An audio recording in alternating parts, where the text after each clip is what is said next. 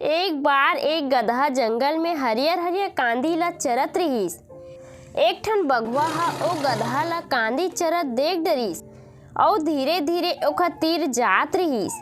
गधा ओ बात से अनजान रहिस। बघवा ह गधा के तीर में पहुंचिस त गधा डरा गे।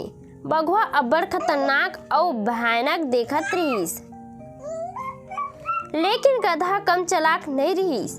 ओ बोलिस, महाराज, आप ला देख के मोला अब्बड़ खुशी होथे। मोला आपके भोजन बने में गर्व होही, लेकिन ओकर से पहली मैं गधा ला कैसे खाए जाथे ओकर विधि बतात हूँ। महाराज, गधा के सबसे पहले पाछू के गोड़ ला खाए के चालू करना चाहिए। ओकर से स्वाद ह दोगुना बढ़ जाथे।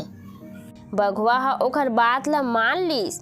फिर गधा ह बघवा के आगू में पीछू करके खड़ा हो गे।